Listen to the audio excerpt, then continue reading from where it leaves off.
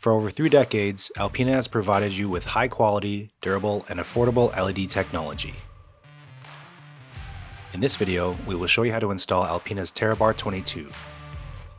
These instructions can also be used for Alpena's TerraSlim 30, Terra 15, and Terra 9.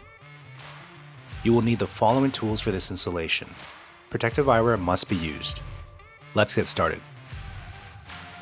Open the box to lay out your products and ensure you have all your parts.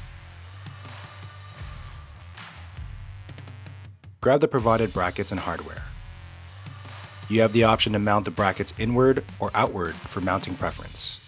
Use a short screw and flat washer to attach on the outside of the bracket. Repeat for the opposite side. Leave the screw slightly loose until the light is properly aimed and then tighten.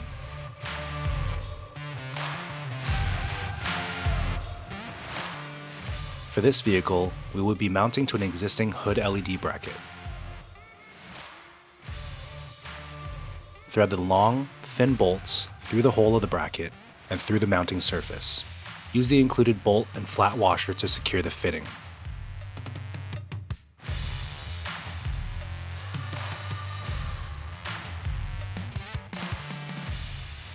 Run your connector out and prepare for connecting.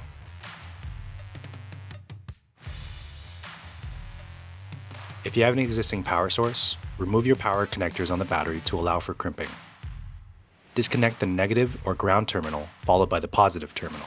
Be sure to avoid cross-terminal connecting with your tool to avoid short-circuiting. Find your positive and negative wires of the existing power output and the male DT connector.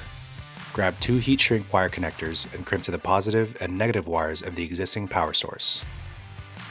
Now crimp the DT power cables to the other ends of the heat shrink wire connectors. Use your heat gun to shrink the connectors.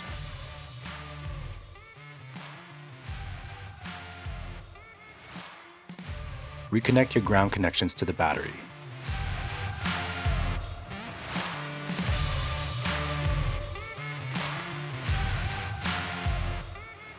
Now reconnect your positive connection to the battery. Tighten to secure connection.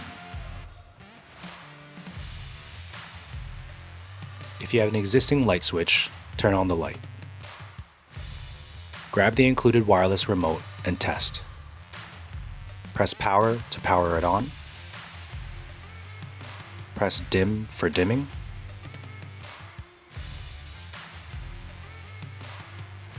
Press strobe for strobing.